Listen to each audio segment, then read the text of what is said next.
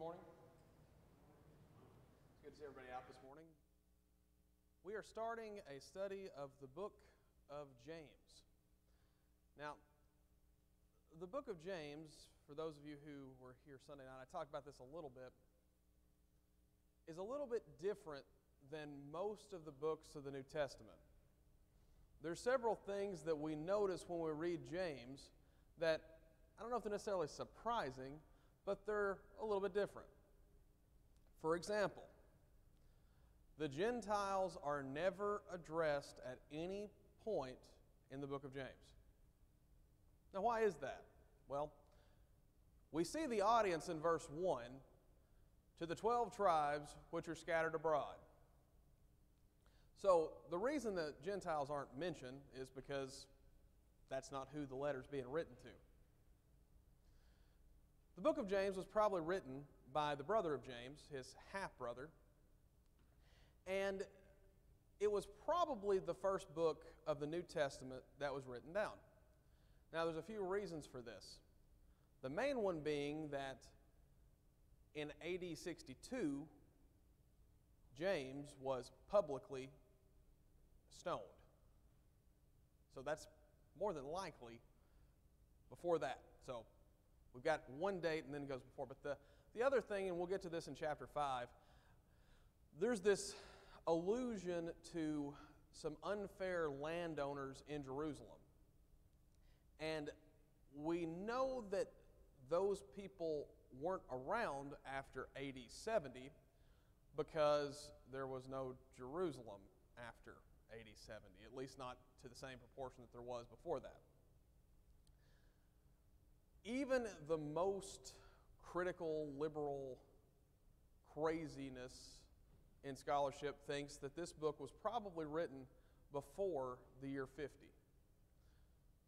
So the themes that we see kind of are along the same lines of what we would expect for the early parts of Christianity. And James becomes something of a tract, like we would hand out for, this is how you do this. And chapter 1 covers a lot of the themes that are going to be expanded farther throughout the rest of the book. So it starts off with this idea of perfection or completeness, which is one of James's favorite words, and he uses it more than anybody else.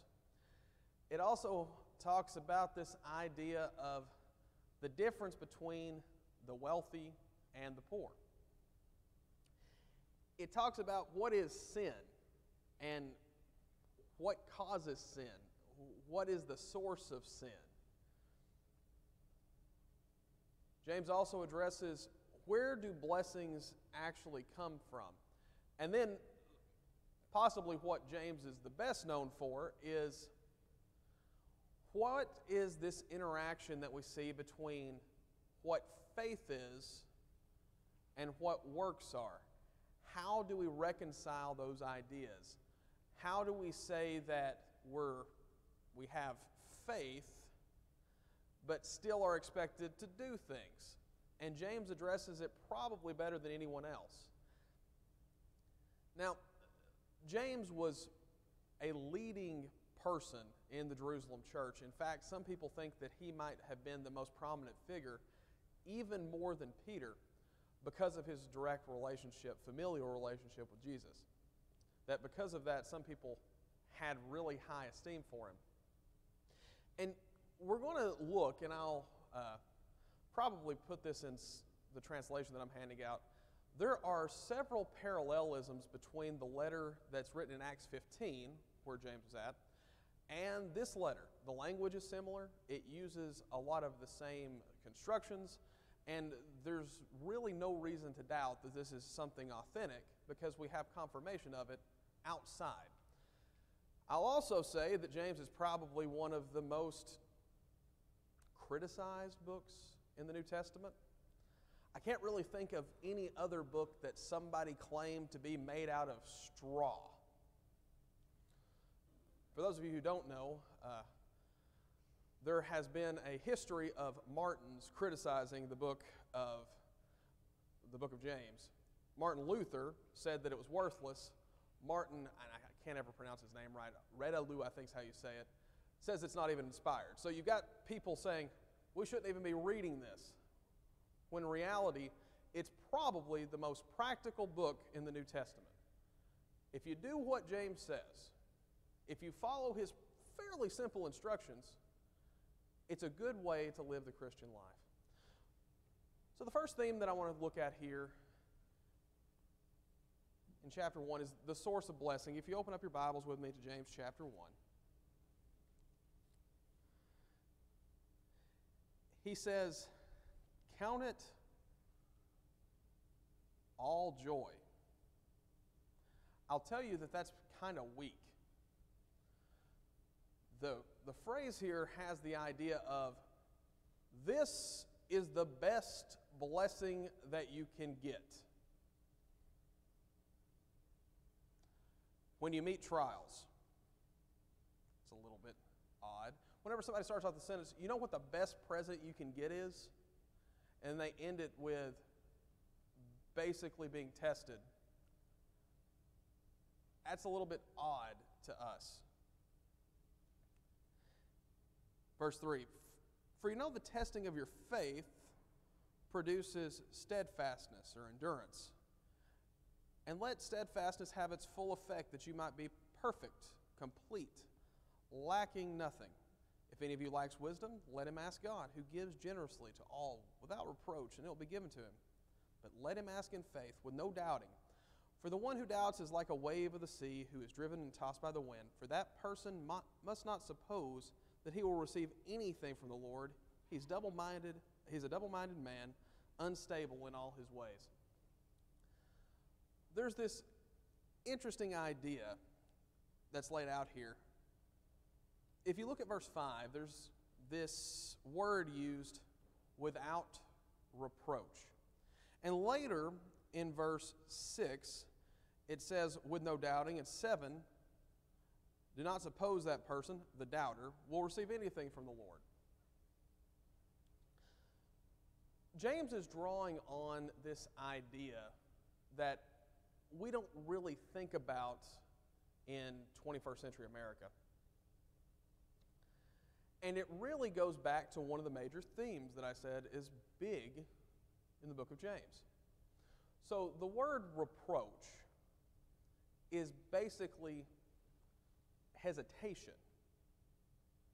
It says the one that God gives without hesitation. And later it says the doubter, or the one who asks with hesitation, won't receive anything from God.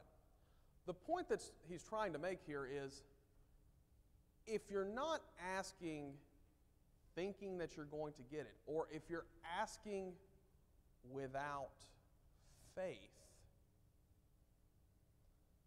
then you have no hope. You're not going to get it because you don't actually believe God is who he is. You don't understand his character. You don't acknowledge what God can do. And by not acknowledging what God can do, you are showing a lack of faith. Later on, James will talk about faith and works being together. So you have faith, the belief that God can do what he does, and then you have the asking. Asking God based upon his character for him to help you. Now, James here is very specific with the things that you should be asking for. He says, if anyone lacks wisdom, let him ask God. Wisdom has an interesting history throughout Greek thought. Prior to the classical Greek, old Greek, back whenever, I don't know, Athens was probably just a couple tenths. Back then, the word wisdom had an idea of being both knowledge and practical. Okay? As the word developed, throughout the classics, that's Homer, Aristotle, all those people with long names who we don't teach in public schools anymore. All of those guys helped morph the meaning of wisdom into something that is purely knowledge-based. We find by the time we get back to the first century that the word has reverted back to its original meaning that was used prior to the classics. Now, it's my belief, you can't really trace this or anything, but I think somewhere along the lines people figured out that knowledge without any practical use is not very valuable. Knowing something is, this was the best way I've ever heard it illustrated. Knowledge is knowing that a tomato is a fruit. Wisdom is knowing not to put a tomato in a fruit salad. Practical wisdom. And it sets up one of the major themes for the entire book, that whenever you think about things that God needs to provide, understanding how to make good decisions is high on that list.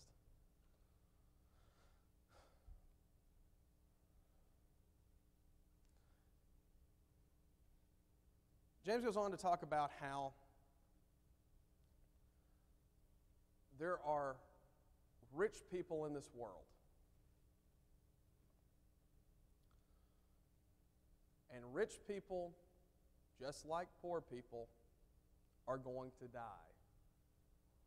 If you remember back to Ecclesiastes chapter 9, the entire chapter is basically about everybody dies. That's pretty much the theme of Ecclesiastes chapter 9. No matter if you're smart, you're dumb. No matter if you're rich, you're poor. No matter if you are, handsome or ugly, you die. Everybody dies. In verse 4, we get that famous verse, it's better to be a live dog than a dead lion. Everybody dies. Death becomes the great equalizer. And as far as we know,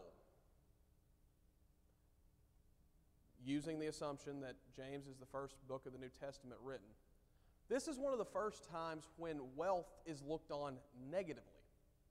If you go back and read the Old Testament, especially when you read the book of Proverbs, wealth is considered a blessing. Now, Ecclesiastes does talk about how the rich perish just like the poor, but generally it's viewed as something good. We think about Abraham. Abraham had a lot of livestock. He owned a lot of land. He had a lot of people. Job, whenever his wealth was restored, it was primarily physical wealth. But starting with Jesus, and I'm sure this story would have circulated beyond just the letter of James, turn with me to Luke chapter 12. We have Jesus discussing how wealth can be a bad thing. Luke chapter 12, we will start in verse 16. And he told them a parable saying, the land of a rich man produced plentifully. And he thought to himself, what shall I do? For I have nowhere to store my crops. And he said, I will do this. I will tear down my barns and build larger ones. And there I will store all my grain and my goods. And I will say to my soul, soul, you have ample goods laid up for many years. Relax, eat, drink, be merry. But God said to him, fool, this night your heart will be required of you, and the things you have prepared, whose will they be? So it is the one who lays up treasures for himself and is not rich toward God. If you look here, the way that James ends this section, in verse 11, he says, so also the rich man will fade away in the midst of his pursuits. Is there anything inherently wrong with being wealthy? No. In fact, many of the members of the early church were quite well off. We see that some of the members of the Corinthian church were actually not only wealthy, they were members of the city council. We see people like Barnabas, who had enough land that he was able to sell his land and give the money to the church to benefit. Philemon was another person who was wealthy. By the end of the by the end of the 3rd century, it appears that there were members of the church within the imperial family. So there were a lot of people that were well off. The problem with wealth is what you do with it. And James here picks up on a really big problem that some people have with wealth. It's not the wealth itself that's so much a bad thing. It's what you're willing to do to get it. Some people use money as a way to help other people. It becomes a means to the end.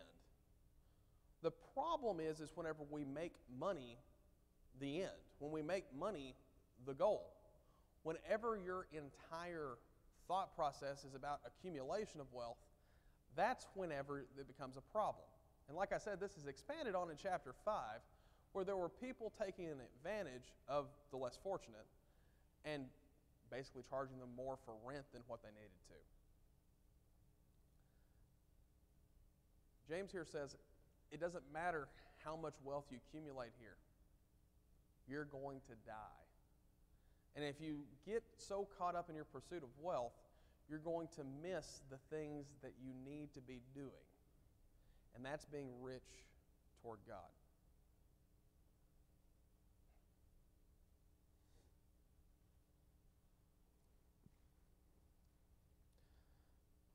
I remember very vividly memorizing James 1:12. I remember I was, 9 years old, and I was in a small church in Sparta, Tennessee. And we all had to go around the table and say this verse. And I can remember that we ended up memorizing basically the whole chapter. And I got $20 for it. And it was the best $20 I ever had because it was the first $20 I'd ever had. I'd never seen a $20 bill before this. And I found it interesting that this is the verse that Brother Barry Baldwin wanted us to memorize. Blessed is the man who remains steadfast under trial, for when he has stood the test, he will receive the crown of life which God has promised to those who love him. There's a lot of different types of crowns in ancient Near East, Greece, and sometimes different ones pick up on different parts of it. The most common type of crown was the one that would have been worn by some sort of ruler. King, queen, prince, princess, those sort of things. It's probably not that what it's talking about here. Another type that I do think is what's being talked about in the Corinthian correspondence, possibly in some of other Paul's letters. Sometimes you win a crown if you won a contest.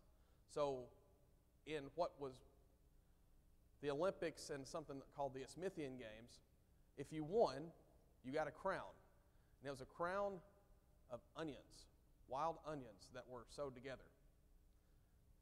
So that would be the kind of crown that is temporary, that wilts. Instead, we're supposed to look for a greater crown. The third type of crown, I think, is what is being talked about here.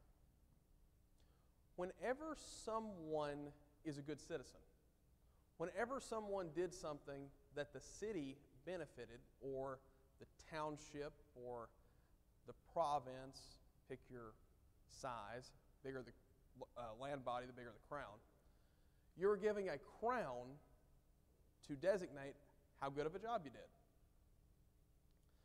Whenever we are good citizens of the kingdom, we receive a crown. And the crown, very literally, the crown which is life. The eternal life we get is in itself a crown. we will get to live eternity with our Father. Verse 13, let no one say when he's tempted, I'm being tempted by God. For God is untemptable, and he tempts no one. But each person is tempted when he is lured away and enticed by his own desire. Then desire, when it is conceived, gives birth to sin, and sin, when it is fully grown, gives birth to death.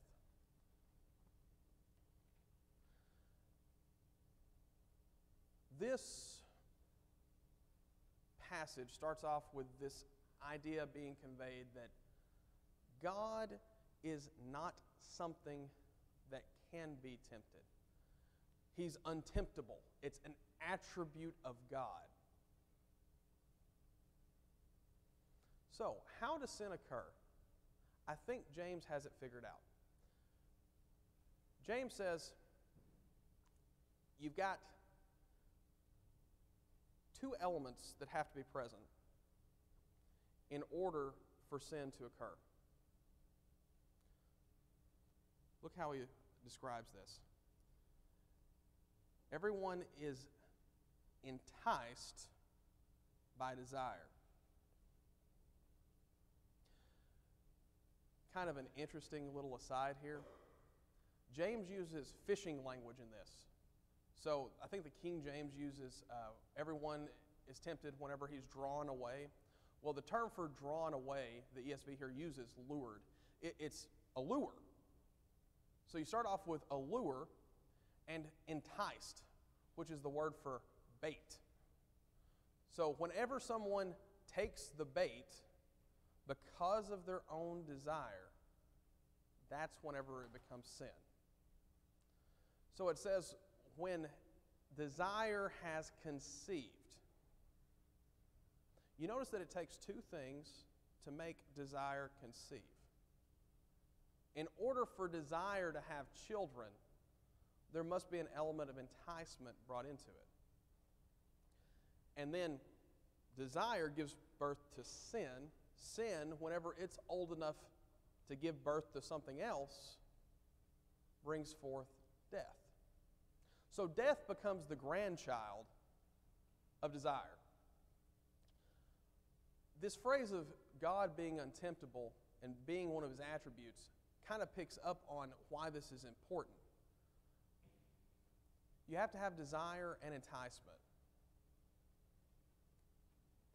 The reason why God can't be tempted, the reason why there's nothing that is a temptation to God in the way that we think about it, is there's nothing that he can create a desire for that he actually needs. There's nothing that he really wants. He can't have desire for the things that we would. Therefore, he's untemptable. So we see this progression. Desire plus enticement equals sin. Sin, if it's not taken care of, leads to death. What does that tell us? Sin must not be allowed to become fully grown. It needs to be taken care of early. Because what happens when you don't take care of a sin early on? Sin leads to more sin. It's kind of like somebody who has to keep up a lie in order to make sure that the first lie isn't found out. It leads to another lie and another lie and another lie, and the eventual result of it is at some point he gets found out. Now, if you go back up, the grandchild of desire is death, but look what the grandchild of going through trials is. So, verse 3, the testing of your faith produces steadfastness. And if steadfastness has its full effect, it brings forth perfection, completion, lacking nothing. In contrast to desire, the way that you come through a trial can either make you stronger or can lead to death. We need to make sure that whenever something does happen, we stop it there. Because if we stop it there, there's still an opportunity for it not to lead to death. But we also need to understand that these things that are placed in our way, they sometimes will be there to help you.